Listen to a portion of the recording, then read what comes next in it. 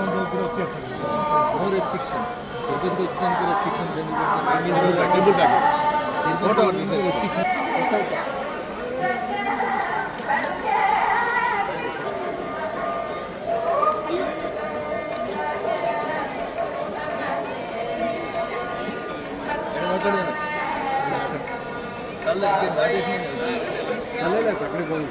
Disturbance చేస్తారు అందుకని.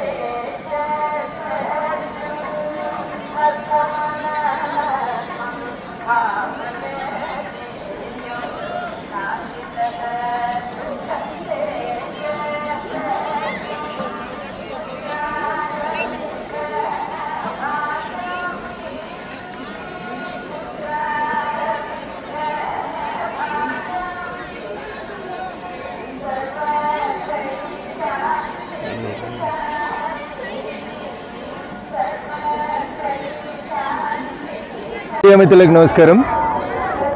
అధికారం కోల్పోయిన తర్వాత భూమి మీదకి వచ్చిన తర్వాత కూడా కొంతమందికి జ్ఞానోదయం కలిగిస్తలేడు. అందుకనే ప్రభు అయిన వెంకన్న స్వామిని నేను కోరుకుంటుంది ఏంటంటే, అట్లాంటి మూర్ఖులకి సనాతన ధర్మాన్ని నాశనం చేస్తాం, సనాతన ధర్మాన్ని నిర్మూలిస్తామని మాట్లాడేటువంటి వెధవలకి మంచి బుద్ధిని ప్రసాదించమని ఆ భగవంతుని సందర్భంగా ప్రార్థిస్తూ ఉన్నాను.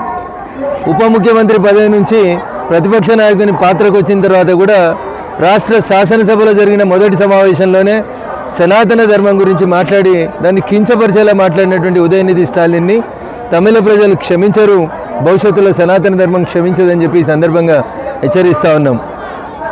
సనాతన ధర్మాన్ని వ్యతిరేకించిన దీదీలు, దాదాలు, మమతలు, ఆఖరికి మీ నాయనలకు కూడా అడ్రస్ లేకుండా తమిళనాడు ప్రజలు ఆ దేవుడు ఆశీర్వచనం ఇచ్చిండు. అయినా మీ ముద్దు మారకపోవడం అనేది దురదృష్టకరం. నాటి బాబర్ నుంచి మొదలుకుంటే, మొఘలుల నుంచి మొదలుకుంటే అనేక మంది విదేశీ కుట్రలు చేసి విదేశీ డబ్బులతోటి నా దేవుడు గొప్ప, నా దేవుడు గొప్ప అనేటువంటి మీ నీచ సంస్కృతికి భిన్నంగా సర్వే జన సుఖినో భవంతు అని చెప్పి అందరం బాగుండాలని కోరుకునేటువంటి నా సనాతన ధర్మాన్ని, నా ధర్మాన్ని నాశనం చేస్తానని విరవిగితే తప్పకుండా మీరే నాశనం అవుతారు, మీకే అది తగులుతుందని చెప్పి ఈ సందర్భంగా వారిని హెచ్చరిస్తూ, ఇప్పటికైనా మీ నాన్న కనీసం ఎమ్మెల్యే గెలవలేకపోయిందంటే నీలాంటి వ్యక్తులు మాట్లాడినటువంటి తప్పుడు మాటల వల్లనే అది జరిగిందని అర్థం చేసుకొని కనీసం ప్రతిపక్ష నాయకుడిగానైనా ఉదయనిధి స్టాలిన్ నోరు ఒళ్ళు రెండు దగ్గర పెట్టుకొని మాట్లాడుకోవాలి తప్ప ఇంకొకటి కాదు. సర్వే జన సుఖినో భవంతి అని కోరుకునేటువంటి ధర్మం హిందూ ధర్మం, నా సనాతన ధర్మం. అందుకనే ఈ దేశంలో కరోనా వ్యాక్సిన్ ఇచ్చిన తర్వాత ప్రపంచంలో ఉన్నటువంటి దాదాపు 150 దేశాలకి కరోనా వ్యాక్సిన్ని పంపించేసి అందరూ బాగుండాలని కోరుకున్నటువంటి ధర్మమే సనాతన ధర్మం. కాబట్టి నీలాంటి మూర్ఖులు ఎవరో ఒకరిద్దరు మాట్లాడినంత మాత్రాన వేలాది సంవత్సరాలుగా పాటిస్తున్నటువంటి సనాతన ధర్మం ప్రపంచానికి మార్గదర్శనం చేస్తే తప్ప దీన్ని నిర్మూలించడం అనేది మర్చిపోవాలని ఉదయనిధి స్టాలిన్కి ఈ సందర్భంగా హెచ్చరిస్తూ, లేకపోతే తమిళనాడు ప్రజలు నిన్ను మర్చిపోయేటువంటి రోజు వస్తుందని చెప్పి కూడా ఈ సందర్భంగా ఉదయనిధి స్టాలిన్కి ఈ సందర్భంగా హెచ్చరిస్తూ ఉన్నాం. ఓం నమో వెంకటేశాయ నమః. జై శ్రీరామ్.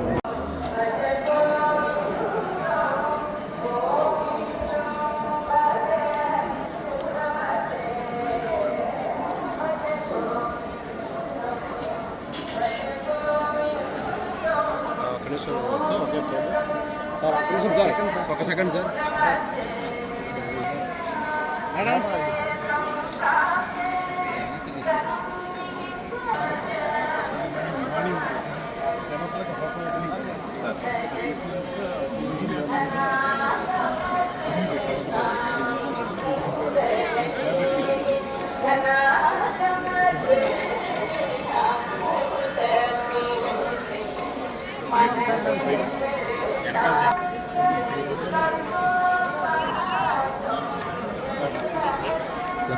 ఇంకా బాగా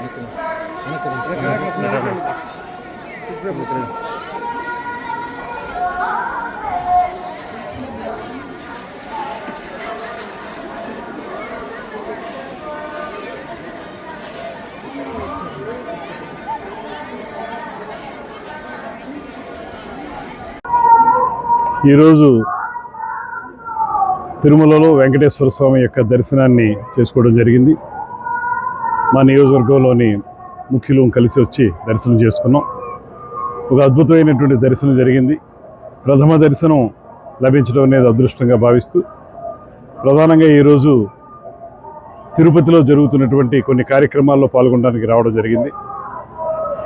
తిరుపతిని అదేవిధంగా రాయలసీమ ప్రాంతాన్ని ఆధ్యాత్మిక హబ్తో పాటు పర్యాటక హబ్గా కూడా తయారు చేయాలనేటువంటి ఆలోచనతో ఆంధ్రప్రదేశ్ రాష్ట్ర ప్రభుత్వం ముఖ్యమంత్రి చంద్రబాబు నాయుడు గారు, ఉప ముఖ్యమంత్రి పవన్ కళ్యాణ్ గారుల నేతృత్వంలో అనేక కార్యక్రమాలను చేపడుతున్న సంగతి మీకు తెలుసు.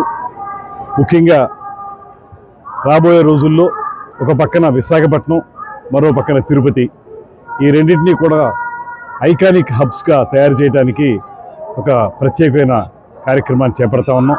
కేంద్ర ప్రభుత్వం కూడా నరేంద్ర మోడీ గారి యొక్క ఆశీస్సులతోటి పర్యాటక శాఖ ఆంధ్రప్రదేశ్లో 2 ప్రధానమైన ప్రాజెక్టులకి వారు శాంక్షన్ చేయబోతున్నారు. అందులో ఒకటి తిరుపతి, మరొకటి విశాఖపట్నం. ఈ 2 ప్రాంతాల్లోనూ కూడా పర్యాటక హబ్గా తయారు చేసి ఇక్కడ వచ్చిన వాళ్ళు ఒక 2-3 రోజులు ఉండే విధంగా వసతి సౌకర్యం కల్పించాలనేటువంటి ఆలోచనతో ఈ మధ్యకాలంలో తీసుకొచ్చినటువంటి ప్రత్యేక పాలసీ ద్వారా ప్రైవేట్ భాగస్వామ్యాన్ని ఆహ్వానిస్తున్నాం. ఇవాళ చాలామంది ఇక్కడ పెట్టుబడులు పెట్టడానికి, ఇక్కడ 5 స్టార్ హోటల్స్, 4 స్టార్ హోటల్స్ నిర్మించడానికి ముందుకు వచ్చారు. ఈ మధ్యకాలంలోనే రమారమి ఒక 1/2 డజన్ హోటల్స్ ఇక్కడ శాంక్షన్ చేయడం జరిగింది. దీనికి ప్రధానంగా పీపీపీ మోడ్లో, పబ్లిక్ ప్రైవేట్ పార్ట్నర్షిప్ మోడ్లో ఇక్కడ ఇవన్నీ కూడా నిర్మించడం జరుగుతూ ఉంది. సాధారణంగానే మనకి తిరుపతి అనేటప్పటికీ ఫుట్ఫాల్ చాలా ఎక్కువ ఉన్నటువంటి ప్రాంతం, పిలిగ్రిమ్ టూరిజంగా చాలా ప్రసిద్ధి చెందింది తిరుపతి వెంకటేశ్వర స్వామి ఉండటం వల్ల. కానీ దాంతోపాటు ఇతరత్ర అందాలు ఏవైతే ఉన్నాయో ఈ ప్రాంతంలో, ఆ ప్రాంతాలన్నింటినీ కూడా ఇక్కడ ఉన్నటువంటి ఎకో టూరిజం కానివ్వండి, అడ్వెంచర్ టూరిజం కానివ్వండి, ట్రెక్కింగ్ లాంటివి కానివ్వండి, వాటర్ స్పోర్ట్స్ కానివ్వండి, వీటన్నిటిని కూడా డెవలప్ చేయడం ద్వారా ఆంధ్రప్రదేశ్ని ప్రపంచ పర్యాటక గమ్యస్థానంగా తయారు చేయడానికి చేసే ప్రయత్నంలో భాగంగా తిరుపతి ఒక ప్రధానమైనటువంటి కేంద్రం అవుతుంది మనకి ఇక్కడ డెవలప్ చేయడానికి. ఈరోజు అందుకే తిరుపతితో పాటు ఈ రీజన్లో ఉన్నటువంటి అన్ని ప్రాంతాలకు సంబంధించినటువంటి టూరిజం రివ్యూ చేయడానికి కూడా ఈరోజు మధ్యాహ్నం ప్రోగ్రాం పెట్టుకున్నాం. మధ్యాహ్నం నుంచి టూరిజం అఫీషియల్స్ తోటి సమీక్ష చేసి రాబోయే రోజుల్లో ఈ ప్రాంతాన్ని మరింతగా పర్యాటక రంగంలో అభివృద్ధి చేయడానికి ఏ కార్యక్రమాలు చేపట్టాలో తెలుసుకోవడానికి కూడా ఇవాళ ఈ కార్యక్రమాన్ని ఉద్దేశించుకున్నాం అనేటువంటి మాటను తెలియజేసి వారు శాంక్షన్ చేయబోతున్నారు. అందులో ఒకటి తిరుపతి, మరొకటి విశాఖపట్నం. ఈ 2 ప్రాంతాల్లోనూ కూడా పర్యాటక హబ్గా తయారు చేసి ఇక్కడ వచ్చిన వాళ్ళు ఒక 2-3 రోజులు ఉండే విధంగా వసతి సౌకర్యం కల్పించాలనేటువంటి ఆలోచనతో ఈ మధ్యకాలంలో తీసుకొచ్చినటువంటి ప్రత్యేక పాలసీ ద్వారా ప్రైవేట్ భాగస్వామ్యాన్ని ఆహ్వానిస్తున్నాం. ఇవాళ చాలామంది ఇక్కడ పెట్టుబడులు పెట్టడానికి, ఇక్కడ 5 స్టార్ హోటల్స్, 4 స్టార్ హోటల్స్ నిర్మించడానికి ముందుకు వచ్చారు. ఈ మధ్యకాలంలోనే రమారమి ఒక 1/2 డజన్ హోటల్స్ ఇక్కడ శాంక్షన్ చేయడం జరిగింది. దీనికి ప్రధానంగా పీపీపీ మోడ్లో, పబ్లిక్ ప్రైవేట్ పార్ట్నర్షిప్ మోడ్లో ఇక్కడ ఇవన్నీ కూడా నిర్మించడం జరుగుతూ ఉంది. సాధారణంగానే మనకి తిరుపతి అనేటప్పటికీ ఫుట్ఫాల్ చాలా ఎక్కువ ఉన్నటువంటి ప్రాంతం, పిలిగ్రిమ్ టూరిజంగా చాలా ప్రసిద్ధి చెందింది తిరుపతి వెంకటేశ్వర స్వామి ఉండటం వల్ల. కానీ దాంతోపాటు ఇతరత్ర అందాలు ఏవైతే ఉన్నాయో ఈ ప్రాంతంలో, ఆ ప్రాంతాలన్నింటినీ కూడా ఇక్కడ ఉన్నటువంటి ఎకో టూరిజం కానివ్వండి, అడ్వెంచర్ టూరిజం కానివ్వండి, ట్రెక్కింగ్ లాంటివి కానివ్వండి, వాటర్ స్పోర్ట్స్ కానివ్వండి, వీటన్నిటిని కూడా డెవలప్ చేయడం ద్వారా ఆంధ్రప్రదేశ్ని ప్రపంచ పర్యాటక గమ్యస్థానంగా తయారు చేయడానికి చేసే ప్రయత్నంలో భాగంగా తిరుపతి ఒక ప్రధానమైనటువంటి కేంద్రం అవుతుంది మనకి ఇక్కడ డెవలప్ చేయడానికి. ఈరోజు అందుకే తిరుపతితో పాటు ఈ రీజన్లో ఉన్నటువంటి అన్ని ప్రాంతాలకు సంబంధించినటువంటి టూరిజం రివ్యూ చేయడానికి కూడా ఈరోజు మధ్యాహ్నం ప్రోగ్రాం పెట్టుకున్నాం. మధ్యాహ్నం నుంచి టూరిజం అఫీషియల్స్ తోటి సమీక్ష చేసి రాబోయే రోజుల్లో ఈ ప్రాంతాన్ని మరింతగా పర్యాటక రంగంలో అభివృద్ధి చేయడానికి ఏ కార్యక్రమాలు చేపట్టాలో తెలుసుకోవడానికి కూడా ఇవాళ ఈ కార్యక్రమాన్ని ఉద్దేశించుకున్నాం అనేటువంటి మాటను తెలియజేస్తూ సెలవు తీసుకుంటాం.